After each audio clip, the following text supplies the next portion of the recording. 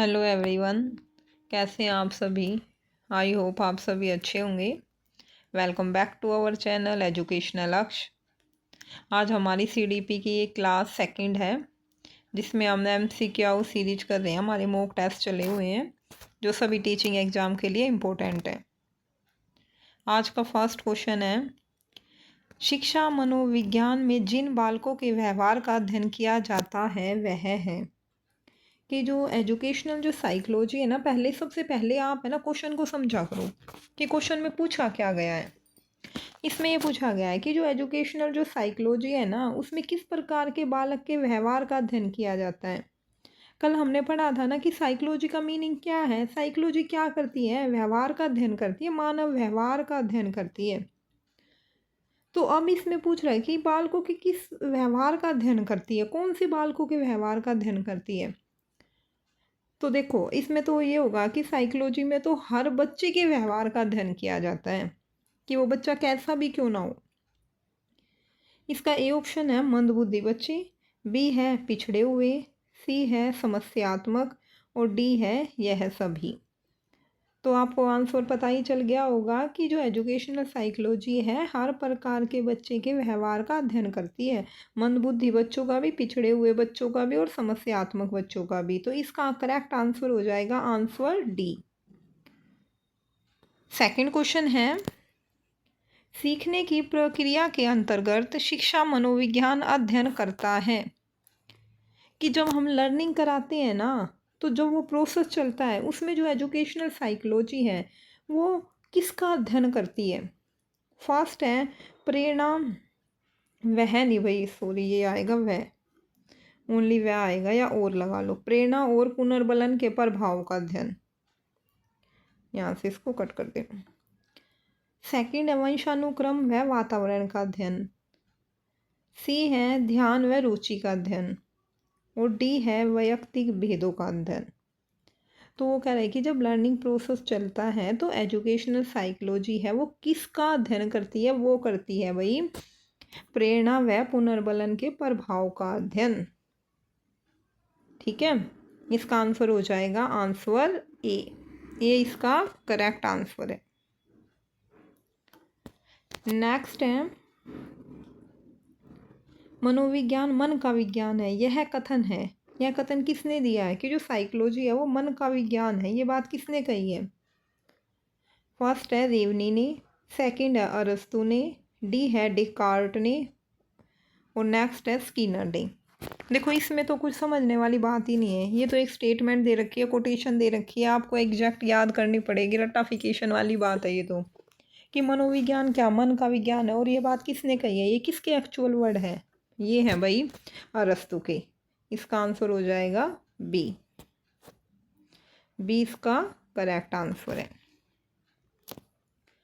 Next है, शिक्षा मनोविज्ञान अध्यापकों की तैयारी की आधारशिला है, यह कथन किसका है।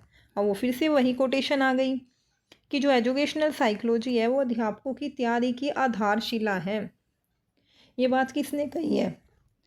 फर्स्ट है प्लेटो ने, बी है पी.एन. झा ने, नेक्स्ट है स्किनर ने और डी है हर्बर्ट ने। कि ये कथन किसका, प्लेटो का है, बी.एन. झा का है, स्किनर का है, हर्बर्ट का है, ये आपको बताना है। तो एजुकेशनल साइकोलॉजी है वो अध्यापकों की तैयारी की आधारशिला है, ये कथन है स्किनर का। इसका करेक्ट आंसर हो जाएगा आंसर सी। नेक्स्ट है, आंकड़ों के व्यवस्थापन करने हेतु संकलित आंकड़ों के संबंध में निम्नलिखित कार्य करना होता है। कि जब हम डाटा कलेक्ट करते हैं ना, उसकी जो अरेंजमेंट करते हैं, जो संकलित डाटा है उसके संबंध में हमें क्या कार्य करना होता है। जब हम डाटा को कलेक्ट करें तो हमें किन चीज़ों का ध्यान रखना चाहिए, कौन कौन से कार्य करने चाहिए। फर्स्ट है वर्गीकरण, सेकंड है सारणीकरण, नेक्स्ट है आलेखी निरूपण और डी है यह सभी। तो जब हम डाटा कलेक्ट करते हैं तो भाई हमें तीनों काम करने पड़ते हैं, वर्गीकरण भी करना पड़ता है, सारणीकरण भी करना पड़ता है, आलेखी निरूपण भी करना होता है। तो इसका करेक्ट आंसर हो जाएगा आंसर डी। डी इसका करेक्ट आंसर है। और आप मेरे से पहले आंसर देने की कोशिश किया करो ताकि आपको पता चले आपकी कितनी तैयारी है। नेक्स्ट है, निम्नलिखित में से मनोविज्ञान की अध्ययन विधियों में से प्राचीनतम विधि कौन सी है। आपको ये बताना है कि साइकोलॉजी की जितनी भी विधियाँ हैं, जितने भी मेथड है, उसमें सबसे ज़्यादा ओल्ड मेथड कौन सा है, सबसे ज़्यादा प्राचीनतम जो विधि है वो कौन सी है। इसका फर्स्ट है अंतर्दर्शन विधि, सेकंड है प्रयोगात्मक विधि, थर्ड है व्यक्ति इतिहास विधि और फोर्थ है विकासात्मक विधि। तो इसका करेक्ट आंसर है भाई अंतर्दर्शन विधि। इसका आंसर हो जाएगा ए कि एजुकेशनल जो साइकोलॉजी है उसके अध्ययन करने की सबसे जो प्राचीनतम विधि है वो है अंतर्दर्शन विधि। नेक्स्ट है, किस मनोवैज्ञानिक अध्ययन विधि में उत्तरदाता प्रश्नकर्ता के सम्मुख नहीं बैठता। कि साइकोलॉजी के अध्ययन की ऐसा कौन सा मेथड है जिसमें जो उत्तरदाता है ना, जो आंसर करता है, जिसका हम अध्ययन कर रहे हैं, वो हमारे सामने नहीं होता। क्वेश्चन आ गया होगा आई थिंक आपको समझ कि साइकोलॉजी में ऐसे कौन सा मेथड है जिसमें आंसर देने वाला हमारे सामने नहीं होता। जैसे हम इंटरव्यू लेते हैं तो उसमें तो आमने सामने होते हैं ना, पूछने वाला भी और आंसर देने वाला भी। लेकिन इसमें ये पूछा गया ऐसी कौन सी विधि है जिसमें दोनों आमने सामने नहीं होते। तो फर्स्ट है केस स्टडी विधि, सेकंड है प्रश्नावली विधि, थर्ड है साक्षात्कार विधि और फोर्थ है निरीक्षण विधि। तो भाई इसका आंसर हो जाएगा प्रश्नावली विधि।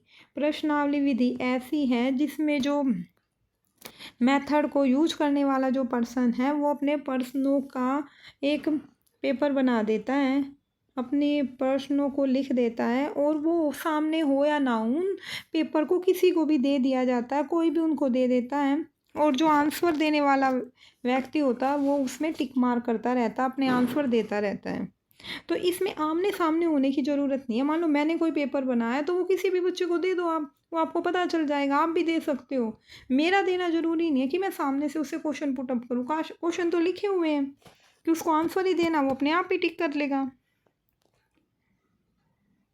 नेक्स्ट है, मनोविज्ञान शिक्षा के क्षेत्र में सहायता देता है और तथा बताता है। क्या बताता है? और हमें कि शिक्षा में कौन कौन से उद्देश्य निर्धारण करें, शिक्षा के आदर्शों का निर्माण कैसे करें, शिक्षा के उद्देश्य संभावित है अथवा नहीं, शिक्षा के उद्देश्यों का निर्धारण कैसे करें। तो भाई इसका आंसर हो जाएगा आंसर थर्ड कि शिक्षा के उद्देश्य संभावित है अथवा नहीं। कि मनोविज्ञान शिक्षा के क्षेत्र में हमारी बहुत ज़्यादा सहायता करता है और हमें बताता है। मनोविज्ञान के द्वारा ही, साइकोलॉजी के द्वारा ही हमें पता चलता है कि एजुकेशन का जो एम है वो संभावित है अथवा नहीं। नेक्स्ट है, शिक्षा मनोविज्ञान का अध्ययन अध्यापक को इसलिए करना चाहिए ताकि। क्यों करना चाहिए? टीचर के लिए क्यों ज़रूरी है एजुकेशन साइकोलॉजी की नॉलेज? आजकल देखा ही होगा आपने, हर कॉम्पिटिटिव एग्जाम में साइकोलॉजी पैडागोजी पूछी जाती है, connected to every subject, mathematics, science, English, Hindi, सभी को पैडागोजी से कनेक्ट कर दिया जाता है। तो वो जो एजुकेशनल साइकोलॉजी है वो क्यों इम्पोर्टेंट है एक टीचर के लिए? इसका फर्स्ट है, इसे शिक्षक को आत्मसंतुष्टि मिल सके, इससे वह दूसरों को प्रभावित कर सके, इससे वह अपनी परीक्षाओं में प्रथम आ सके। देखो फर्स्ट है शिक्षक की को आत्मसंतुष्टि, सेल्फ सेटिस्फैक्शन। ये तो इम्पोर्टेंट ही नहीं है, टीचर का सेटिस्फैक्शन थोड़ी ना होना चाहिए, बच्चों का होना चाहिए। तो ये क्या हो गया? रॉन्ग आंसर हो गया। वह दूसरों को प्रभावित करे, दूसरों पे प्रभाव पड़ेगा, उसका क्या फ़ायदा है? कुछ भी नहीं, ये भी रॉन्ग आंसर है। वह अपनी परीक्षाओं में प्रथम आ सके, अब टीचर प्रथम आएगा, इससे बच्चों को क्या फ़ायदा हुआ? कुछ भी नहीं, बच्चों की तो डेवलपमेंट नहीं हुई ना, तो ये भी रॉन्ग आंसर है। नेक्स्ट देखते हैं, इसकी सहायता से वह अपने शिक्षण को अधिक प्रभावशाली बना सके। ये है इसका करेक्ट आंसर। तो इसका आंसर हो जाएगा आंसर डी कि शिक्षा मनोविज्ञान का अध्ययन एक अध्यापक के लिए इसलिए जरूरी है क्योंकि इसकी सहायता से वह अपने शिक्षण को अधिक प्रभावशाली बना सकता है। नेक्स्ट है, मनोविज्ञान व्यवहार का शुद्ध विज्ञान है। इस परिभाषा के प्रतिपादक हैं। कौन है इसके प्रतिपादक? कि जो साइकोलॉजी है वो व्यवहार का शुद्ध विज्ञान है। फर्स्ट है ई वॉटसन, नेक्स्ट है जेम्स ड्रेवर, नेक्स्ट है सी वुडवर्थ, नेक्स्ट है चार्ल्स स्किनर। तो भाई ये कोटेशन है ई वॉटसन की। वॉटसन ने ये बात कही है कि मनोविज्ञान है वो व्यवहार का शुद्ध विज्ञान है। ये कोटेशन है वॉटसन की। तो इसका करेक्ट आंसर हो जाएगा answer A. I hope student आज की क्लास आपको अच्छी लगी हो तो like share and subscribe my channel, ताकि आपको नेक्स्ट वीडियो इजीली मिल सके। आज की क्लास के लिए thank you so much. I hope आपकी तैयारी अच्छी चल रही होगी। Thank you again.